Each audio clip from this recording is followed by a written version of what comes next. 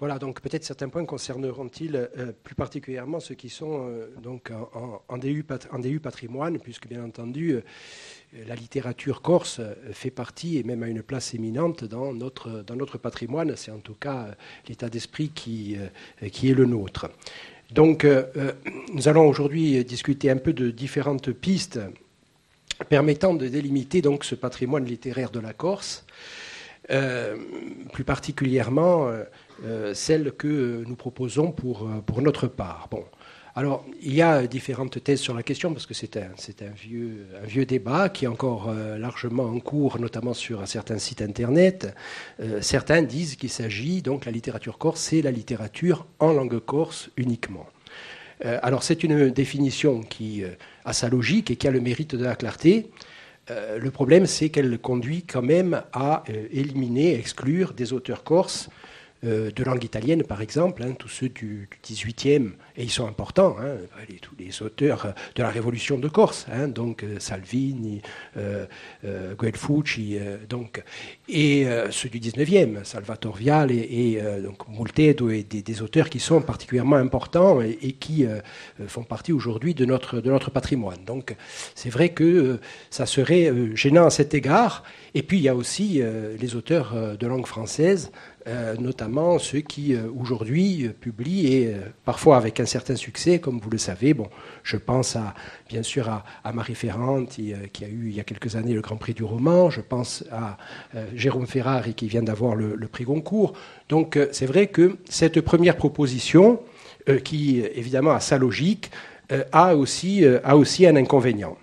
Alors après, il y a l'autre démarche, celle d'Ivia Groggi, l'anthologiste. Vous connaissez peut-être, un certain nombre d'entre vous, cette anthologie très importante qui a été faite dans les années 20 et qui a été republiée à nouveau dans les années 70. Alors c'est une anthologie qui fait toujours référence aujourd'hui, qui est particulièrement complète, très intéressante, avec des analyses extrêmement fines. Mais alors, donc, Ivia Groggi, lui, il a choisi donc de faire figurer dans son anthologie tous les écrivains qui avaient un ascendant corse. Par exemple, les parents ou un grand-parent, etc. Bon, ce qui fait qu'il y a dans son anthologie un certain nombre d'écrivains qui n'ont pas connu la Corse, et parfois qui n'ont pas connu même véritablement leur ascendant corse.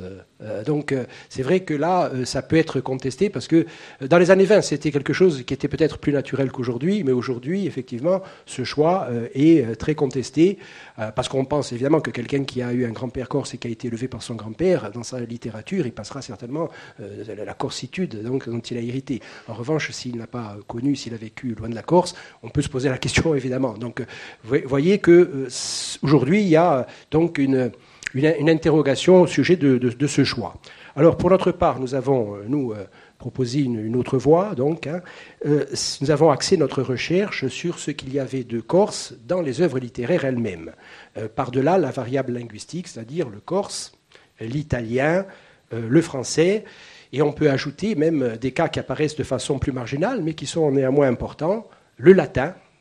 Et l'anglais, alors là, c'est très marginal, mais ça existe. Donc, il y a des auteurs, il y a notamment Thiari qui fait de la littérature en anglais, qui est corse. Bon, le latin, il y a des œuvres très importantes. On pense à celle de Nobili Savelli, Virne Maurice, qui est un étudiant, donc comme vous, de l'université de Corse, mais du XVIIIe siècle, et qui a fait un poème sur Circenello, qui est véritablement un poème très important, donc pour notre imaginaire. Alors, je parlais d'imaginaire. Parce que dans notre esprit et dans notre démarche, nous avons proposé de considérer comme faisant partie de la littérature insulaire les textes mobilisant des éléments de l'imaginaire corse.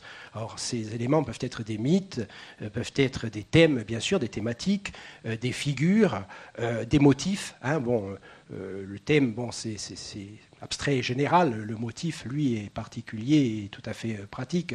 Par exemple, la Corse traditionnelle peut être le thème et Uvugone peut être le motif donc, correspondant à ce thème. Il faut qu'on s'entende un petit peu sur la terminologie aussi, notamment pour pouvoir dialoguer dans un instant.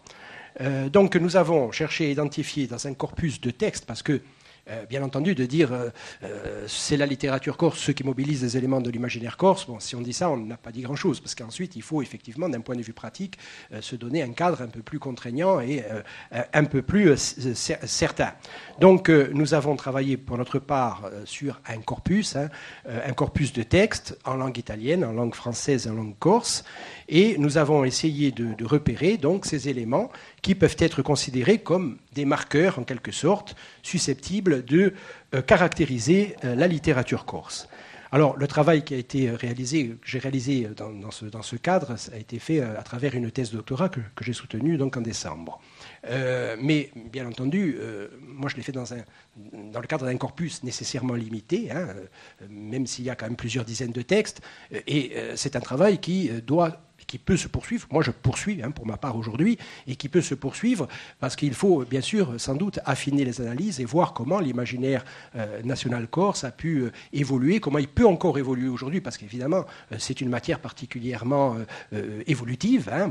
Mais il y a un certain nombre, c'est vrai, de thématiques, de motifs qui sont de topoi, et qui sont des éléments manifestant une certaine permanence extratemporelle.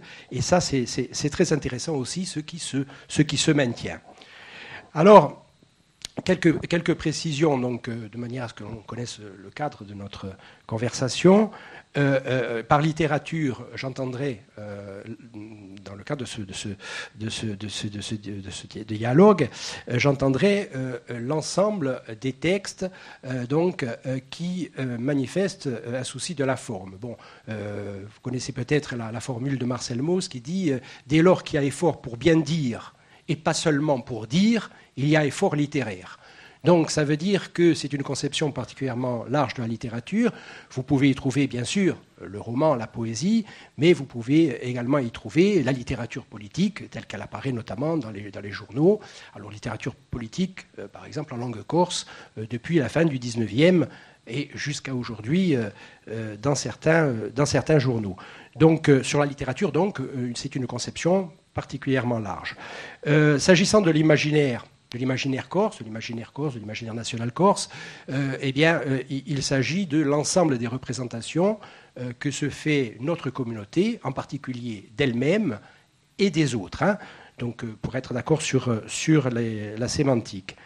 Alors, quelques mots pour la chronologie, s'agissant des trois langues principales, puisqu'on ne va pas aborder le latin ou l'anglais, mais les trois langues principales, vous savez sans doute que la Corse, pendant des siècles, a participé culturellement donc à ce qui se faisait dans l'ère italique.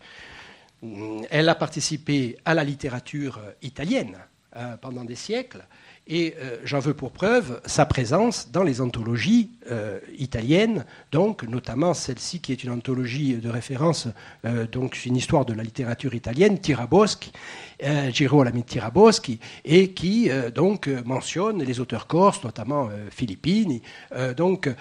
C'est la manifestation concrète. Alors j'ai amené quelques livres donc d'époque. Ça c'est un ouvrage du XVIIIe siècle. C'est l'époque à laquelle il est paru. Donc il n'y avait pas d'Italie, il n'y avait pas l'État italien, mais il y avait une littérature italienne et il y avait donc une histoire de la littérature italienne. Oui, j'ai amené un petit peu quelques éditions originales ou anciennes parce que le patrimoine, il y a le patrimoine immatériel, il y a le patrimoine matériel, et ça, c'est à la fois le patrimoine immatériel et le patrimoine matériel.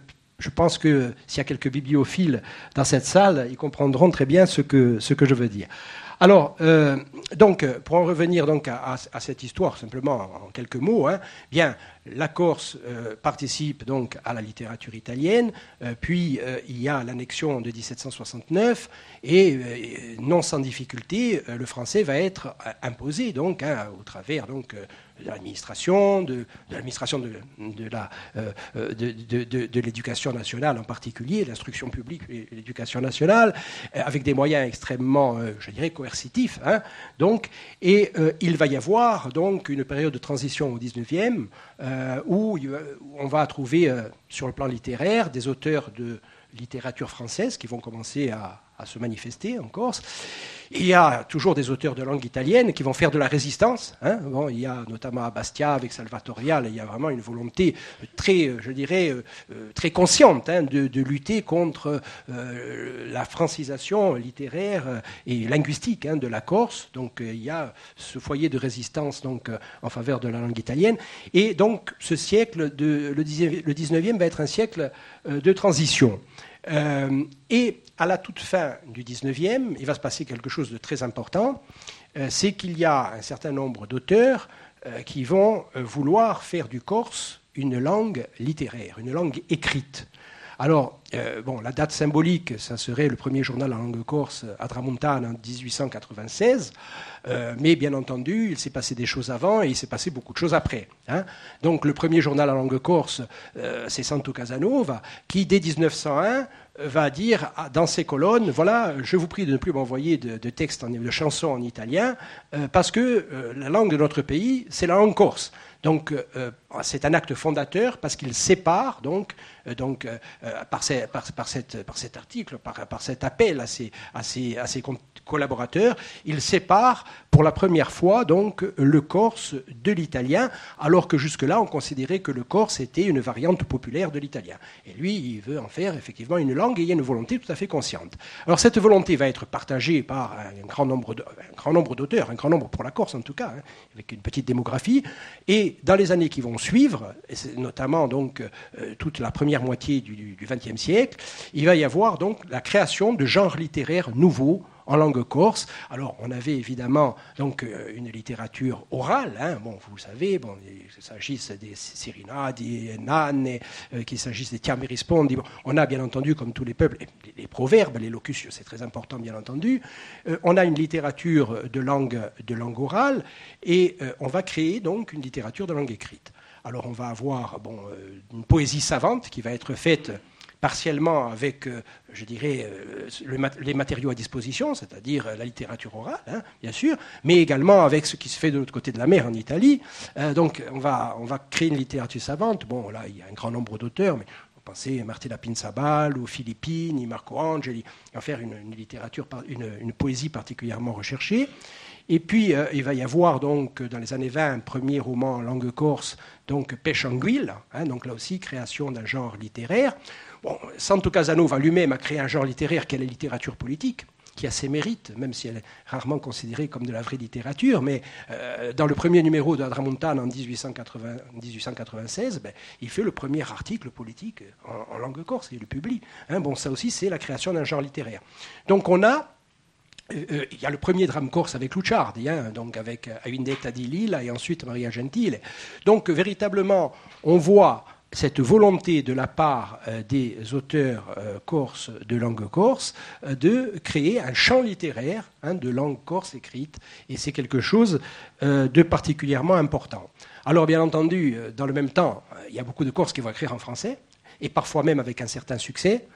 Donc, dans la même période, c'est-à-dire la première moitié du XXe siècle, il va y avoir des auteurs qui vont avoir un certain succès. Ils sont un petit peu oubliés aujourd'hui, mais on pense notamment à Diane de Coutoli, qui a été remarquée par l'Académie française. On pense à Pierre Dominique, donc, qui est un Lucchini d'Olène.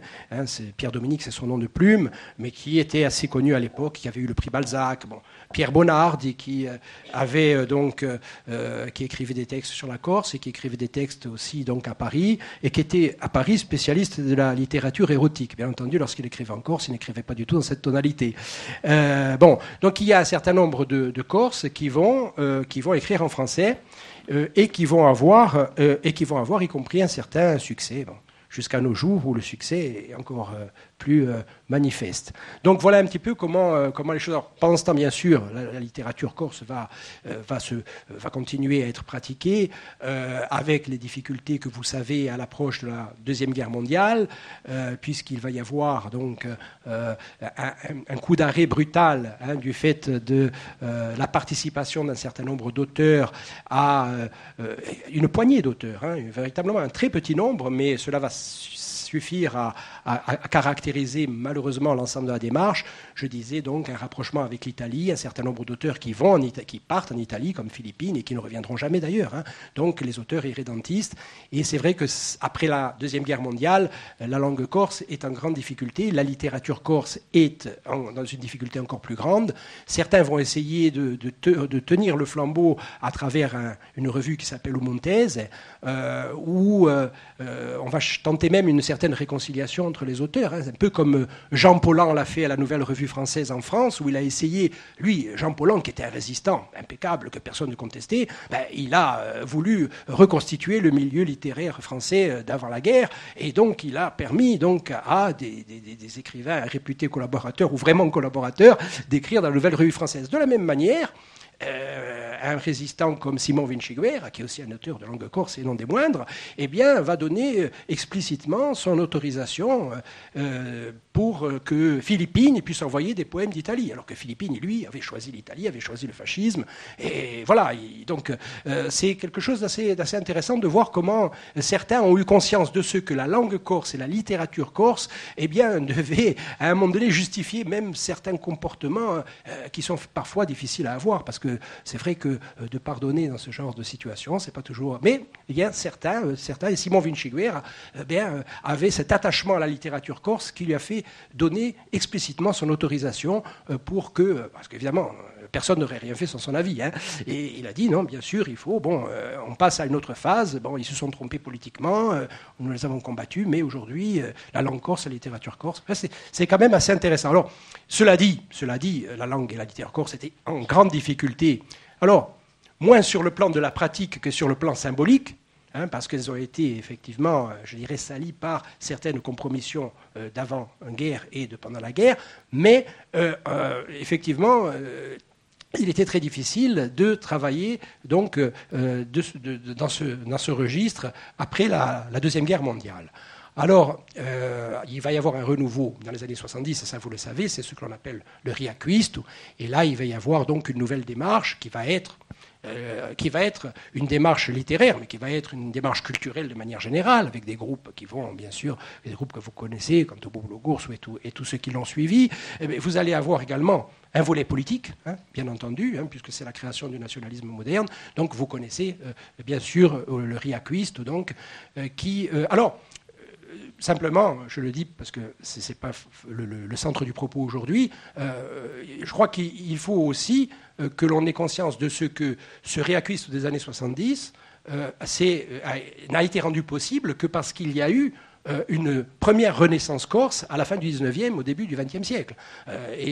Même si les auteurs des années 70 ont consommé une rupture stylistique, même s'ils étaient des auteurs particulièrement modernes et qu'ils ont voulu faire entrer la langue corse dans la modernité, littéraire en particulier, eh bien, ils se sont beaucoup appuyés sur ce qui a été fait avant eux.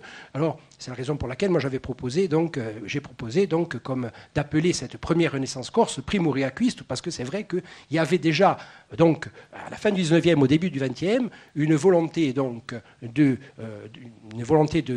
réhabilitation de la langue, de création d'une littérature, et c'était également une volonté qui avait manifestement une dimension politique.